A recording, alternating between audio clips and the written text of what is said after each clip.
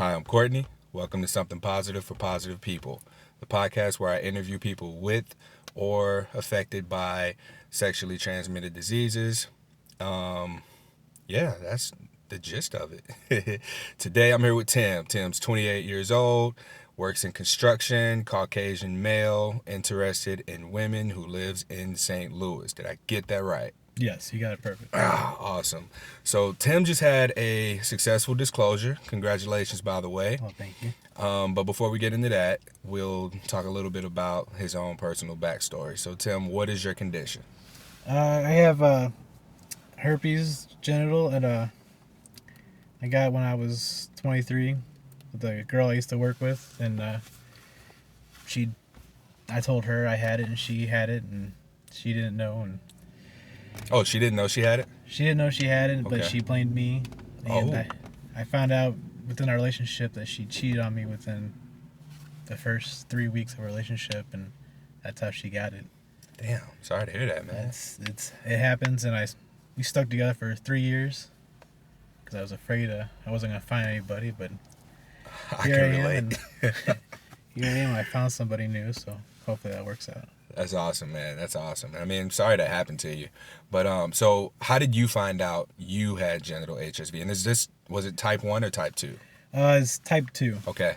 So 23 years old, how did you find out? It was probably the most worst pain I ever felt in my life, and went to the doctor, and I told him I had a pain. I thought it was a hernia at first, but the doctor looked at me, shook his head, and told me that I was wrong. Gave me a pamphlet, and had to go do some tests, and found out I had herpes. Wait, did you find out right away? I found out a week later. Okay. So immediately he gave you the medication for herpes?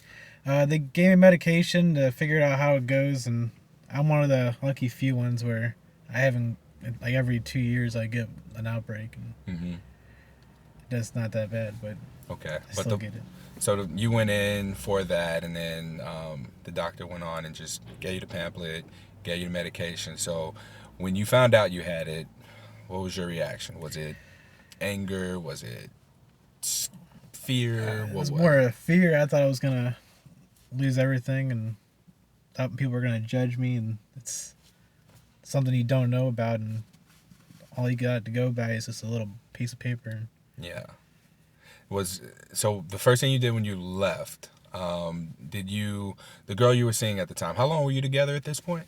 For 3 months. For about 3 months. Okay. So when you found out you had genital HSV type 2, what did you do next? Did you call her or? She was out of town. I called her when she got back, and she had, a week before she had the same deal before me, and Mhm. she didn't get tested, and it just went away, and so I told her, and she flipped out on me.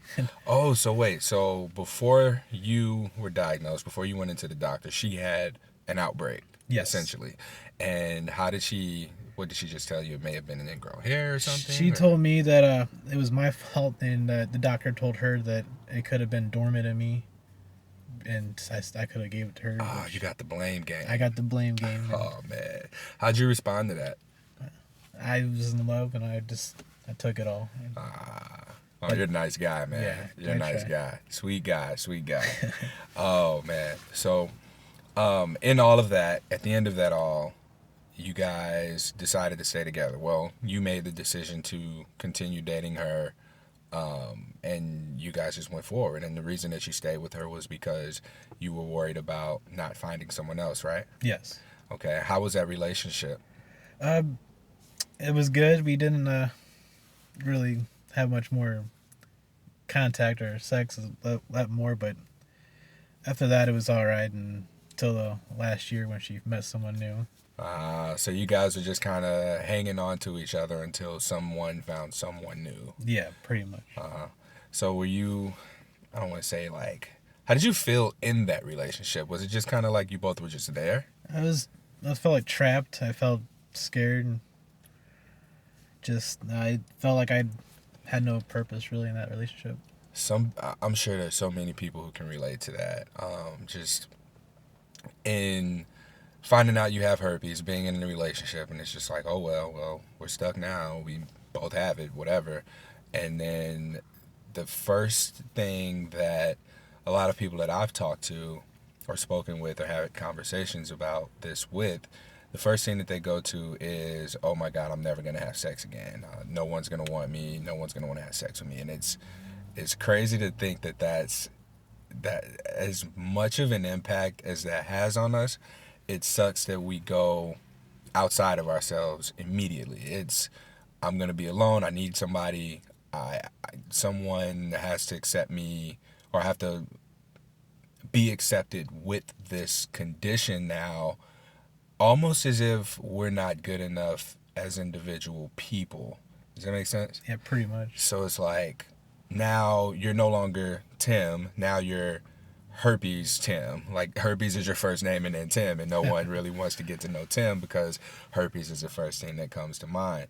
So with that being said, like how did you, well, it took for her to leave before you got to the point where you I took it as a blessing, really. okay. It's a double-edged sword. Yes, I have herpes, but it taught me I gotta learn to respect my partners and talk to them more and gain confidence. Now, before you two got together, did you ever have the sex talk? Yes. Okay, so how did that go? Was it, what I mean by sex talk, I don't mean like, what do you like? I mean, that's what I was saying. But, yeah. Did you guys talk about STDs? Did you ask her if she had been tested or the last time she'd been tested? Actually, when we first got together, it happened so fast that I don't think we even talked about like our names at all, really. Oh shit! All right. It was one of those moments, and then just went on from there. Okay. All right.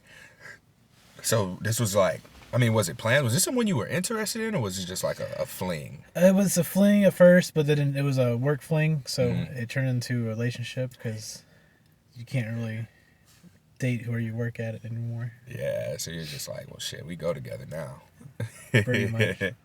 All right, so leaving that relationship, she ended up finding someone new and ventured off, and you find yourself in a position to where you see it as a blessing. Did you see it as a blessing immediately, or did it take a little bit of time? 8 months after a relationship, I saw someone on Plenty of Fish who posted, and she said that she had it, and I contacted her, and She posted it on her profile? On her profile. Oh, that's cool. And I let her know I had it too, and she introduced me to a group of friends, and they helped me through it.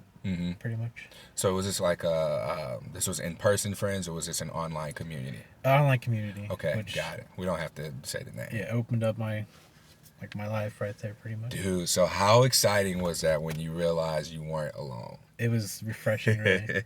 And in dating, did you date at all after, well, you said it took 8 months before you found this. Have you gone on any dates or met any people during the time, during that 8-month period between your last relationship and meeting this girl on Plenty of Fish? I met a few, but I was afraid to talk to him about it and tell him, so we didn't go past this talking stage.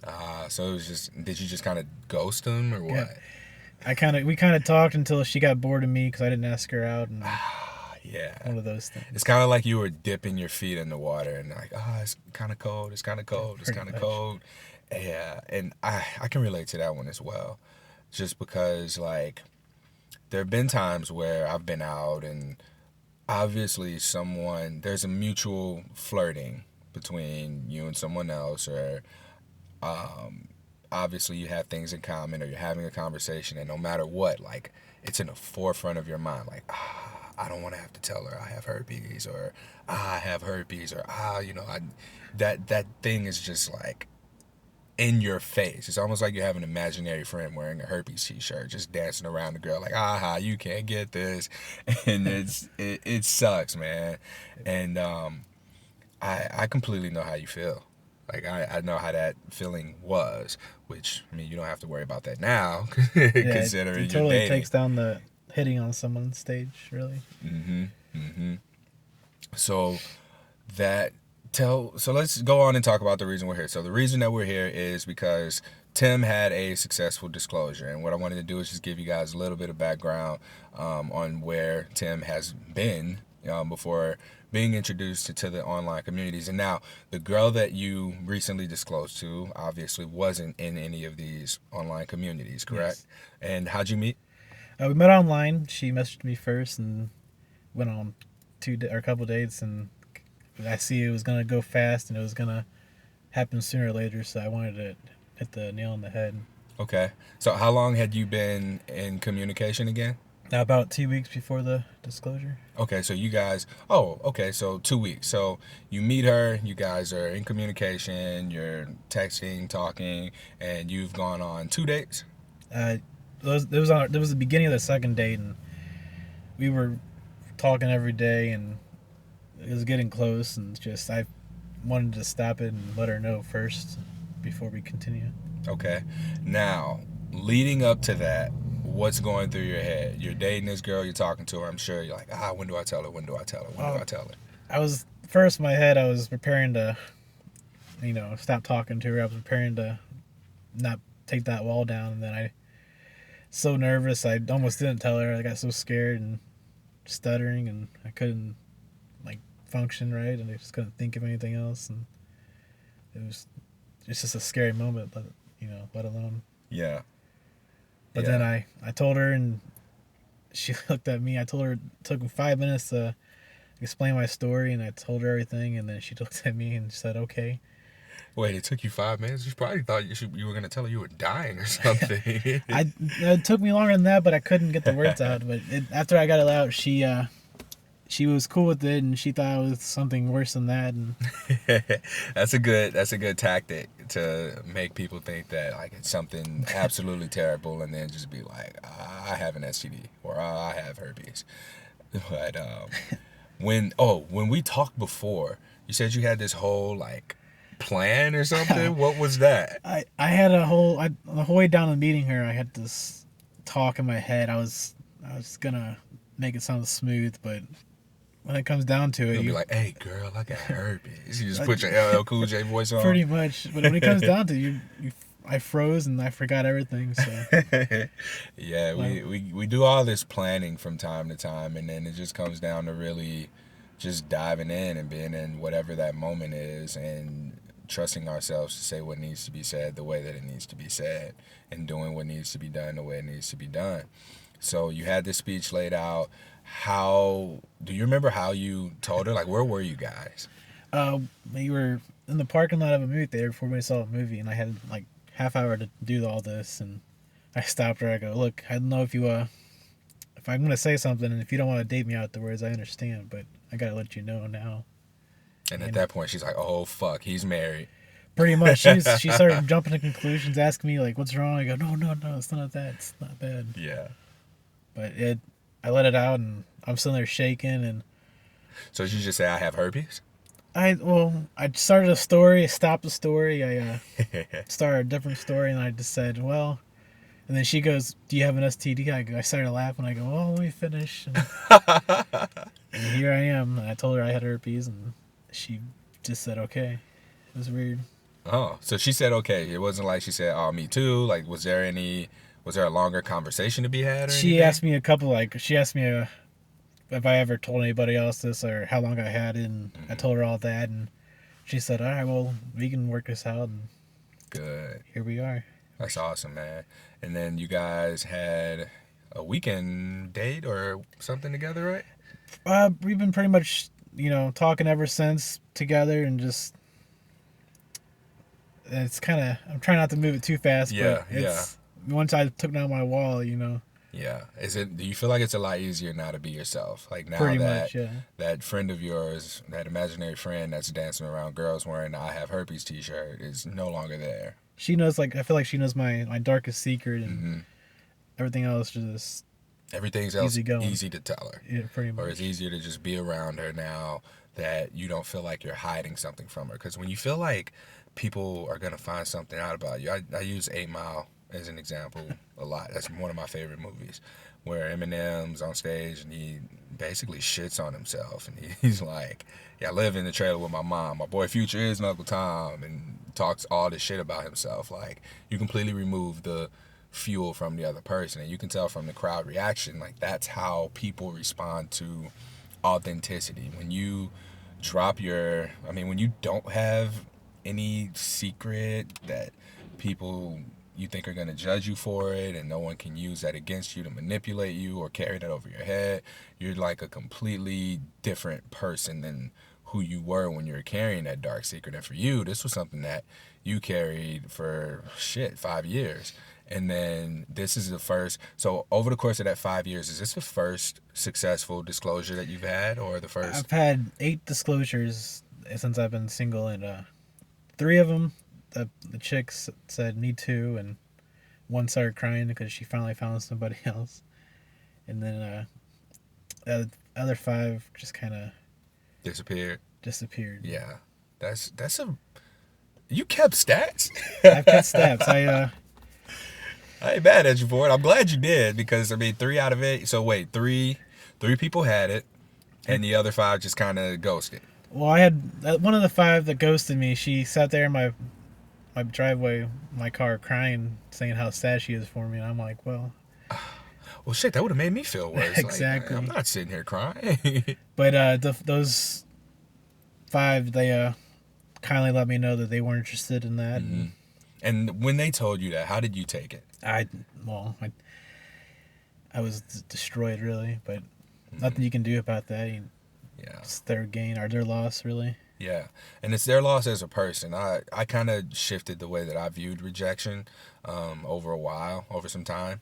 And now, well, I'm in a relationship now, but the rejections that I had weren't really anything against me as a person. They were just against the STD. I mean, you have to put yourself in their shoes. If you don't have an STD and there's someone across from you who does have an STD, depending on where you are in life, you either proceed with that person because you see a future with them, or you realize it's 2017. We live in a very it's a very hookup culture, to where it's like, okay, well, sex is important to me. We can't have sex because I'm gonna possibly be stuck with someone who I don't really know or care to get to know as a result of just them having an STD. There's so many different scenarios there that can take place. And you have to look at it as that person being more mindful of their own personal health. So it's nothing against you. It's just that they care about their own health. And I mean, they may not be as informed as we would like to think people are, but you got to look at it just like Tim did here. I mean, yeah, you'll feel some type of way about it, but hell, it's their loss. You know how awesome of a person you are, and regardless of what happens, you're gonna be with the person you're supposed to be with. You're gonna be with that person with or without herpes, because I mean, that person's out there for you. The person who's for you is out there for you.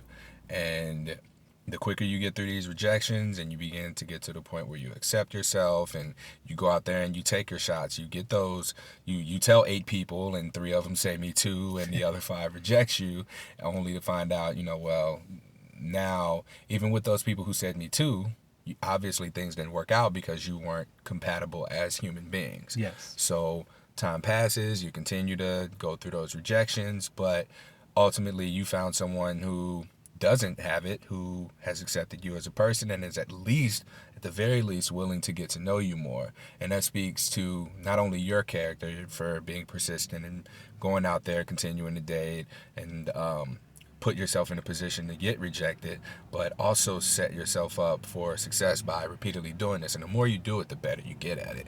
Granted, it took you 5 minutes and you stuttered a little bit. The more confidence you feel, but then when it comes down to it, it's all about how you put it out there. Yeah, it's how you feel about it, because we do project our own emotions onto other people. So if you go about it and you're like nervous and scared, then shit, she's gonna be nervous and scared.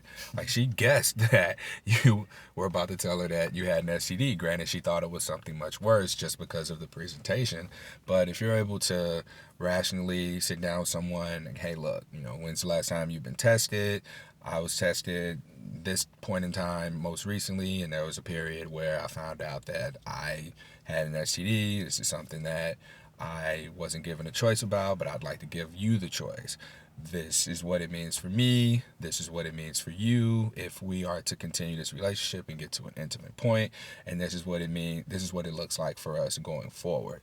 I can give you additional resources if you want any additional information to make the choice on whether or not you want to continue this. But I think you're awesome, and I would like for us to continue to. I would like to see where this goes. And I mean, that's just like a plain template for disclosing to someone, because I think that it it it tells a lot about you as a person. Like, you've accepted it. You basically say, I have an STD, I am able to manage it, here's how I manage it, and then what it means for the other person. So you're not making it about you, you're not bringing it up from a negative space, you're bringing it from a place of acceptance. And when you're projecting that acceptance and understanding onto someone else, and they don't have any choice but to, I mean, either accept that acceptance and understanding, or they can reject it based on how whatever it is that their background and experience is, or education level about sexually transmitted diseases. So take that and do whatever you want with it. But as far as disclosing goes, I mean, it's just taking your shots. I mean, you're going to come across people who don't want anything to do with it. You'll come across people who are willing to get to know you, or willing to learn more about you and learn more about your condition and see where things go. But just don't ever let someone who rejects you, don't let yourself feel like it's a shot against you, because it's not. It's really not. And that's that's all I have about the rejection, acceptance, and disclosing. What about you, Tim? You got any advice for him? I think the more informed you are about it, the you can pass on the information, the easier the talk would be. Mm-hmm. And another thing is that it really, would you say that as time went on, you started to just be more careful about the people you let in and disclose that information to? Yes, yes. All right. So your filter mechanism was up. You started to tell more high quality women that you could see a potential future with. Is that the case? Yes. Is that accurate? Yes. I usually tend to go towards like nurses or people who knew more about. Oh. But that's my preference, really. But I think I was more of a defensive kind of person. I really don't tell anybody, and Mm-hmm. just scared to open up and let them in. So. Well, has this helped you with opening up, period?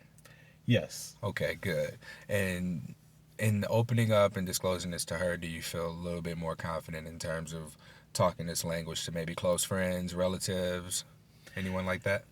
Anyone that has questions about it, that I like, my close friends, they all know my Mm-hmm. secret. But if they have questions about it, I love to inform them and help them out and correct them so they don't judge people. The more you're able to talk about it with understanding people, the better you just seem to feel about it. And even if you just say, you look yourself in the mirror and say, I have herpes, but I love myself. Like, I'm not, this doesn't make me any less of a human being by any means. And the more you are just able to say things like that out loud, the better you seem to feel about it as time progresses, really, I would say. Yes. Cool. So things are going well. You disclosed. You guys have a few things lined up for the weekend, right? Feel like we're going a couple dates on the weekend. So. Good, man. I'm happy for you. I really am. I was so excited. So I wanted Tim to come on before and talk about how nervous he was, and we were gonna like go through different possible disclosing ideas. But at some point, I realized, I was like, wait, I'm kind of being selfish here and trying to use that to make for a hell of a podcast episode, but that's not really what this is about or how we do things here. So I let Tim know that and asked him which one he thought would be better. And fortunately, the disclosure went well. I can't imagine what the conversation would have been if it did. I'd be crying in your passenger seat. Like, oh man, it didn't go well. I hate this shit. So I'm glad you were able to get with me on this, man, and I appreciate you volunteering to be on the podcast. It's always great to talk to people, especially about this. And man, and the more we're able to talk, the more people are able to listen to the podcast, find it, and see that there are so many people out there who or at least at a point where they're willing to talk to me about their condition and share that information with the world, regardless of how vague we are about who the person is or how open they are about their condition, whatever. Like any guest that I have on here, I respect their always messes up. Anonymity. I always mess it up. I respect them wanting to remain anonymous on the podcast. And anyone who wants to be open and come out and use this as a platform to do so, share their story, I'd be happy to have you. Before I go out and close this up, Tim, did you have anything else that you wanted to leave us with? You pretty much wrapped it up right there. All right, cool. Thank you. Thank you, Tim, man. I appreciate you coming on, man. And congratulations on your successful disclosure. Thank you very much. This is going to help somebody. I hope so. Anybody. Yeah. All right. That wraps up this episode of Something Positive for Positive People. I'm Courtney Brame. I can be found on Twitter, Instagram, Tumblr, at H on my chest. That's ho in my chest or ha in my chest, whatever ways you guys want to make fun of it. It's all shits and giggles about it or whatever. I will be doing, brace yourself, a solo episode coming up soon. I listened to all of the episodes up until this point from 2017 and took a few notes, and I want to just sum up the takeaways from all of the guests that we've had on this year and get that out to you guys, let you know some of the feedback that I've been getting, things that I want to do for 2018 to make the show more useful, because it's all about making this something more useful. I had no idea that at the point in time where I started, I had no idea that it would get to this point, to where we're in the thousands of listeners and people are sharing this, people are happy about it, people are glad that there's something like this out there for not only us, but for people who they want to disclose to, for relatives, friends, and even people who aren't living with STDs to have as a resource, to have a little bit of understanding and compassion towards people who are living with STDs.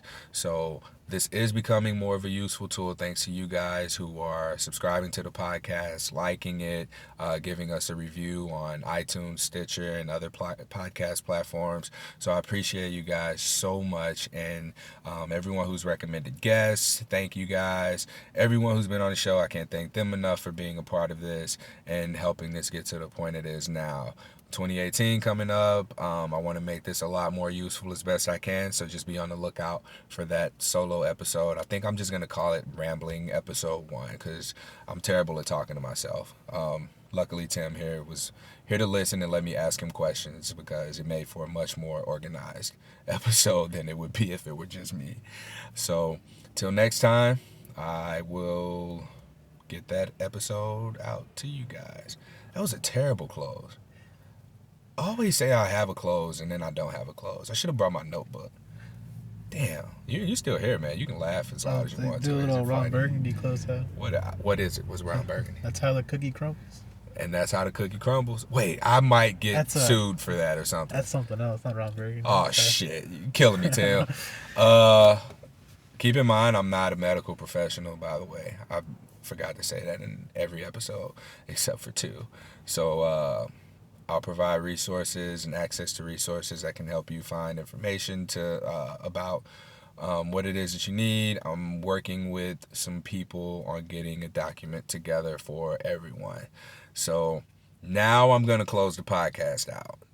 And I'm just going to say stay positive. Should punch the mic so it sounds like a mic drop, but that might get annoying. I'll just hit the pause button.